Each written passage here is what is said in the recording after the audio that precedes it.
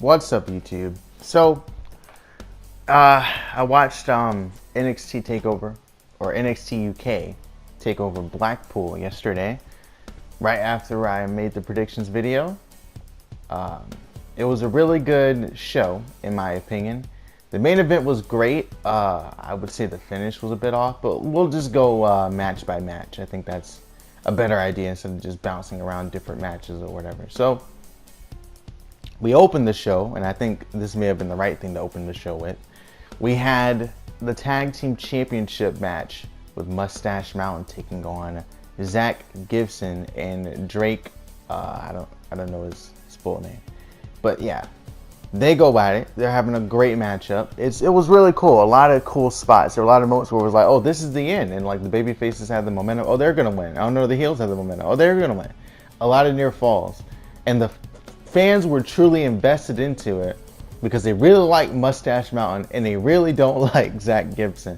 So it was just a perfect mesh of heel and face, if that makes sense to you. I think I can say that it was a perfect one because they had the invested interest. It wasn't like, oh well, now we'll cheer for these guys because even though they're heels. No, they were booing them. There were some people cheering for Zach Gibson and the other guy and Drake, because they do like Zach Gibson, because he is a good heel. I mean, I understand. I mean, respect him. But for the most part, the majority of the crowd was cheering for Mustache Mountain. But in the end, Zach Gibson and Drake will come out victorious as the tag team champions. There's a really cool spot at the end where I believe Tyler Bate was up on the shoulders of Zach Gibson, and then Drake ducked the 7 Stars lariat from Trent Seven, dove through the ropes, and hit a suicide dive clothesline doomsday device. It was sick.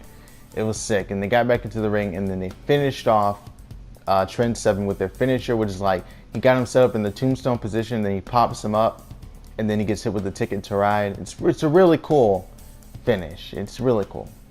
But in the end, yeah, we got our new tag team champions. A really good match, and my favorite match from the whole show, in my opinion. I think that was the best one all around.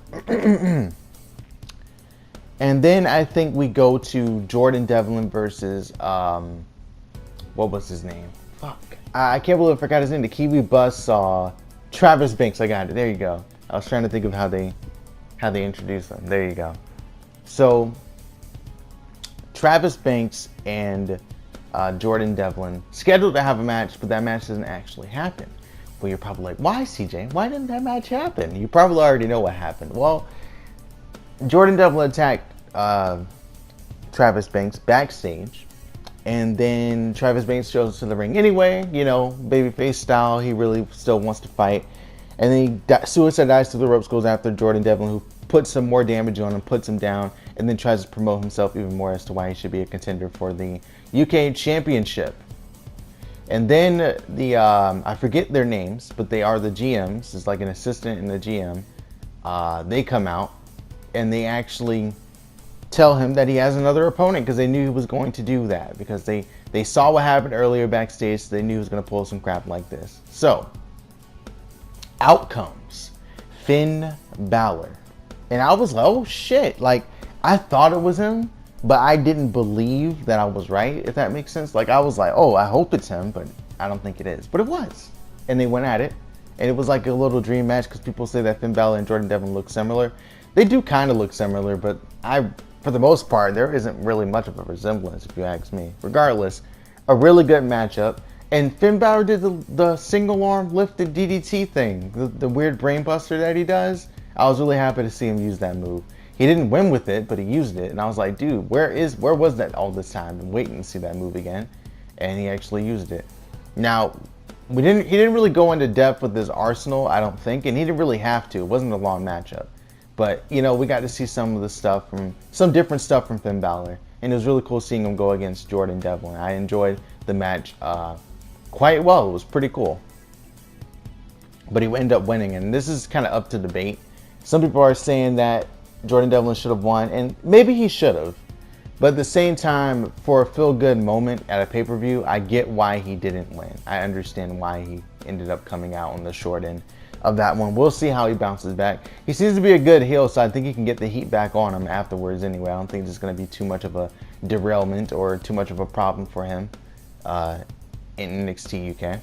Regardless, we move on to the no disqualification match between, what were the names? I'm forgetting everybody's name. Dave Mastiff, I think that's his name, and I almost called him Eddie Edwards. That's not his name.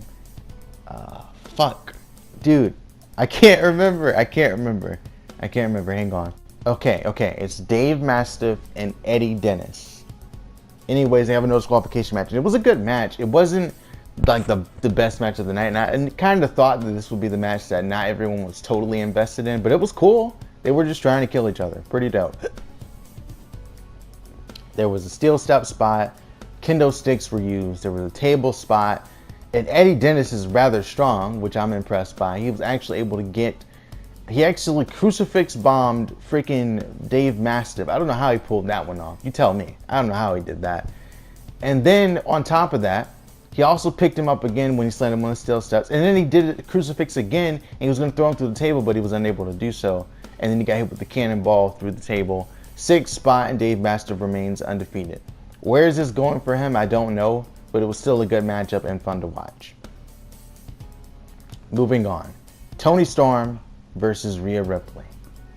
And this is the match that I didn't think she was going to win. I predicted she would win because I wanted her to win. I was sticking to my guns, but I didn't actually think she was going to win because Rhea Ripley hasn't held the championship for that long. But Toni Storm won, and I'm happy about that. Good for her. It was a good match, and Toni Storm really looked like a babyface. She was taking a lot of punishment, not really getting too much offense in, and then she would feed off the energy of the crowd, basically, to get her offense in, which I thought was cool.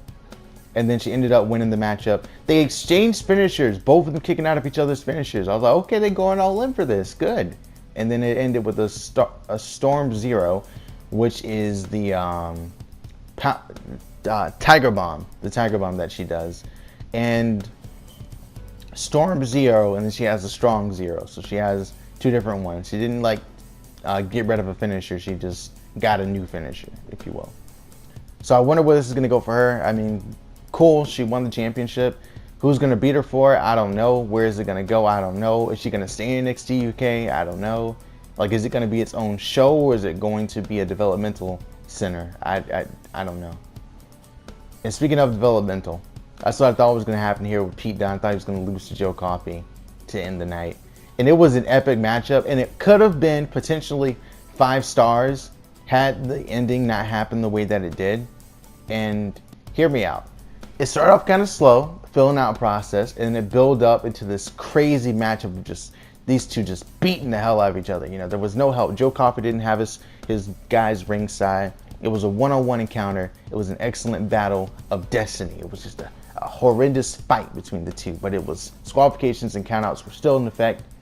Pins and submissions had to happen in the ring. Okay, it was awesome. Multiple finisher spots, people kicking out left and right. The best of the bells, I think is what it's called, the clothesline. I thought it was called Black Coffee, but I guess he changed the name. It's whatever. Anyways, he used the discus lariat to try to beat Pete Dunne on multiple occasions. Doesn't work out. He goes for the bitter end on Pete Dunne multiple times, and he can't hit it. And I get why he went for the bitter end. I think it was like, you live by the sword, you die by the sword, or whatever. He was trying to really just put the nail in the coffin when he beat Pete Dunne, but it didn't work out for him. Pete Dunne ended up coming out victorious. Now here's the problem that I have with this match. And it wasn't like a major issue. I wasn't like pissed or anything. It was just like, oh man, I wish they wouldn't have done that, twice. But they went to the top rope for a spot. I don't know what they were going for exactly, but Joe Coffey and Pete Dunne, there was a botch. Pete Dunne fell back into the ring. Joe Coffey fell to the floor. I thought that was supposed to happen at first. Like, it looked like a mistake, but I was assuming that was just like, oh, he goes down to the outside, taking a brutal landing or whatever. I thought that's what was going on there. But turns out that wasn't really the case. So you see them get into a headlock, and I guess they were communicating. Someone was saying they were communicating. I don't know. But they went for the spot again, and they both crashed into the barricade. And then they got back up, went back into the ring, and then, Joe Coffey hit another lariat, discus lariat, on the floor, threw it back into the ring, and then Pete Dunne hit him with the bitter end, and Joe Coffey kicked out again, and then Pete Dunne put him in a submission move where he takes advantage of your joints, kind of joint manipulation. Did the same thing to Jordan Devlin and he beat him with that, with the triangle armbar. It was pretty cool that he did it, that he used that, really putting over his joint manipulation. But at the same time, I would have preferred that Joe Coffey didn't tap out so he could look strong. But regardless, Pete Dunne, I guess it had to happen. Whatever. And then they do the whole trickery that they did with Johnny Gargano and Tommaso Ciampa a while back, where it was like, oh, the show's ending. No, it's not. And then Walter came out.